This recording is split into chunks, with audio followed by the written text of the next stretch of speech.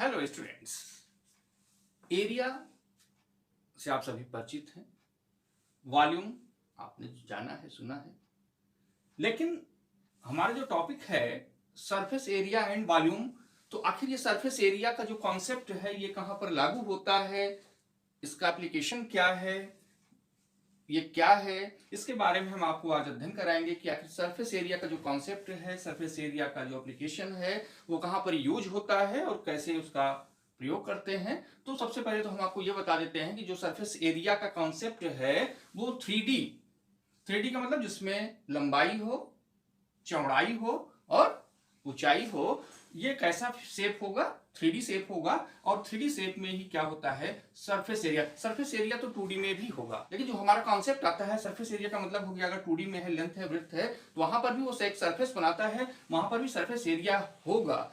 Surface area का concept है जहां भी कोई प्लेन बना वहां पे सरफेस एरिया का कॉन्सेप्ट आएगा। लेकिन हम जो अध्ययन करने जा रहे हैं वो 3D फिगर्स पर। 3D फिगर्स का मतलब है कि जिसमें लेंथ हो, ब्रेड्थ हो और हाइट हो। ऐसा फिगर हमको कहाँ देखने को मिलता है, जैसे कोई हमारी मोटी बुक है जिसमें लेंथ भी है, ब्रेड्थ है और हाइट है। जैसे हमारे मकान जो ईंटों के बने होते हैं, इसी तरीके से हम अन्य जगहों पर देखते हैं। तो हमारे गणित में इस तरीके का जो फिगर है वो कहलाता है क्यूबॉइड एंड क्यूब। आखिर ये है क्या, इसके बारे में हम आपको बताने जा रहे हैं। आखिर क्यूबॉइड और क्यूब होते क्या हैं और इनका कॉन्सेप्ट क्या है।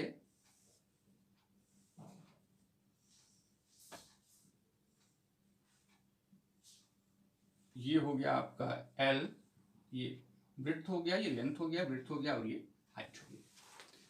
आपको ये दिख रहा होगा कि ये रेक्टेंगल शेप है और ये एक तरीके से इसमें लेंथ है, ब्रेड्थ है और हाइट है और ये 3D शेप में है, इसको बोलते हैं क्यूबॉइड। तीनों आपस में बराबर हो कोई आवश्यक नहीं है, तीनों की लेंथ, ब्रेड्थ और हाइट तीनों अलग अलग होंगी इसमें। तो इसमें क्या चीजें आपको दिखाई पड़ रही हैं, सरफेस, सारे सरफेस किस शेप में है, रेक्टेंगल में है। ये पहला 1 2 3 4 5 एंड 6, इसमें कितने सरफेस हैं, 6 है। और आपको ये दिखाई पड़ा होगा एज या इसके जो किनारे हैं वो क्या है, 1 2 3 4 5 6 7 8 9 10 11 12। इसमें कितने एज हैं, जितने कितने किनारे हैं आपके, 12 किनारे हैं, या जिसको हम बोल सकते हैं कोर। और वर्टिसेस कितने हैं, कितने शीर्ष हैं इसके, जहां पर 3 1 2 और 3, जहां पर भी ये 3 पॉइंट कांटेक्ट हो रहा है वो इसके क्या कहलाएंगे, वर्टिसेस। और इसके शीर्ष हैं, तो इस नंबर ऑफ वर्टिसेस इसमें कितने होंगे, 8 हैं। 8 वर्टिसेस इसमें हैं। इसके सरफेस कितने हैं, 6 हैं। और इसमें जो एज है वो है 12। स्टूडेंट्स, आपको ये सारी चीजें पता हो गई कि इसमें कितने इसके सरफेस हैं, कितने इसके एज हैं, कितने इसमें वर्टिसेस हैं। और अब हम आपको ये बताएंगे कि इसका जो सरफेस एरिया होगा या सरफेस एरिया इस क्यूबॉइड का वो कितना होगा, उसका कैलकुलेशन हम कैसे करते हैं। तो surface area of cuboid, surface area of cuboid क्या होगा, 2 length into breadth, breadth into height plus height into length. ये हो गया आपका surface area of cuboid. Total surface area of cuboid कितना हो गया, 2LB plus BH plus HL। ये आ गया आपका total surface area of cuboid. Cuboid का टोटल सरफेस एरिया हो गया। अब यदि हम टॉप और बॉटम इसको छोड़ दें तब ये क्या आ जाएगा हमको, lateral surface area of cuboid. Lateral surface area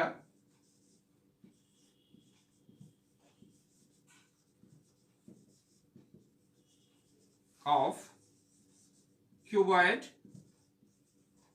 इसमें क्या क्या है, आपको टॉप और बॉटम को छोड़ना है, तो रिमेनिंग जो पार्ट्स हैं, तो टॉप और बॉटम में क्या है, L इंटू बी है, तो 2LB माइनस हो जाएगा, 2LB आ जाएगा कितना, 2BH प्लस HL, इसमें H को बाहर करेंगे, 2HB प्लस L।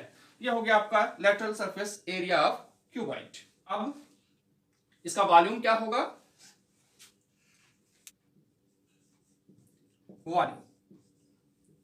वॉल्यूम की मीनिंग एसेंस क्या है, वॉल्यूम का कोई भी जो मैटर है वो कितना स्थान घेरता है या उसके अंदर कितने कैपेसिटी है, वो उसका क्या कहलाता है, वॉल्यूम कहलाता है। तो वॉल्यूम का जो यहां पर फार्मूला होगा कि बेस एरिया इंटू हाइट, तो इसका हो जाएगा, ये बेस क्या है, रेक्टेंगल है, base area into height. Base area क्या है आपका, लेंथ इंटू ब्रेथ, रेक्टेंगल है उसका LB हो जाएगा, LBH। तो वॉल्यूम ऑफ क्यूबॉइड क्या निकल के आया सामने, LBH। यदि ये सेंटीमीटर में होगा तो इसकी जो यूनिट होगी वो सेंटीमीटर, तो यूनिट क्या होगा, क्यूब में आएगा, centimetre centimetre centimetre centimetre cube हो जाएगा। यदि मीटर में आया तो मीटर क्यूब होगा, इसकी जो यूनिट होगी वो हो जाएगी क्यूबिक मीटर। अब यहां पर आता है क्यूब। क्यूब का जो कॉन्सेप्ट है उसमें लेंथ, ब्रेड्थ और हाइट तीनों आपस में बराबर होते हैं। अब हम देखेंगे यहां पर क्यूब, क्यूब क्या है, सारी चीजें क्यूबॉइड के तरीके से ही हैं, लेकिन उसमें एक डिफरेंस है कि उसकी जो लेंथ, ब्रेड्थ एवं हाइट, लंबाई, चौड़ाई एवं ऊंचाई जो है वो तीनों आपस में अगर बराबर हो तो जो आपका फिगर होगा, जो शेप होगा, वो किस फॉर्म में आ जाएगा, क्यूबिक फॉर्म में। तो ये हो जाएगा आपका क्यूब। तो surface area of cube, surface area of cube क्या हो जाएगा, आपने क्यूबॉइड में देखा था 2LB plus BH plus HL, तो यहां पर सारी चीजें बराबर हैं आपस में, हम उसको मान लेते हैं किसी एक अल्फाबेट A के बराबर, तो 2A into A plus A into A plus A into A, यह हो गया आपका A square, A square, 3A square, यह हो गया 6A स्क्वायर। तो आ गया surface area of cube equal to 6A square. अब यहीं पर हम देखते हैं कि लेटरल सरफेस एरिया क्या था, टॉप और बॉटम को छोड़ते हैं, तो lateral surface area of cube,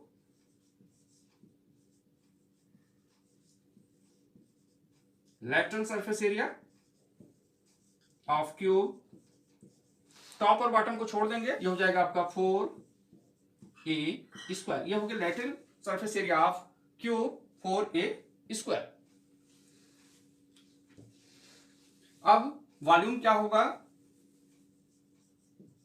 volume, cube का वॉल्यूम क्या होगा, L, क्यूबॉइड में आपने देखा था कि L into B into H, इसमें हो जाएगा A इंटू A, ये बेस एरिया हो गया, हाइट भी आपने A के बराबर मान लिया है, तो ये हो गया आपका A cube. Volume of cube, side cube, A को हमने साइड मान लिया है, साइड क्यूब हो गया है। अब यहां पर एक चीज और आपको बताना है कि इसका डायगोनल क्या होगा, डायगोनल, डायगोनल ऑफ क्यूबॉइड पहले हम आपको बता देते हैं। डायगोनल ऑफ क्यूबॉइड ये होता है under root L square plus B square plus H square. अब यहां पर हम क्यूब के बारे में देखते हैं, क्यूब में तीनों इक्वल होते हैं, A square plus A square plus A square, ये हो गया 3A square, A square A बाहर आएगा, ये हो गया 3, ये हो गया A रूट 3, ये हो गया diagonal of cube, diagonal of cuboid. तो आपको ये कॉन्सेप्ट समझ में आ गया होगा कि इसके सरफेस एरिया क्या होते हैं, इसका वॉल्यूम क्या है और इसके डायगोनल क्या होते हैं।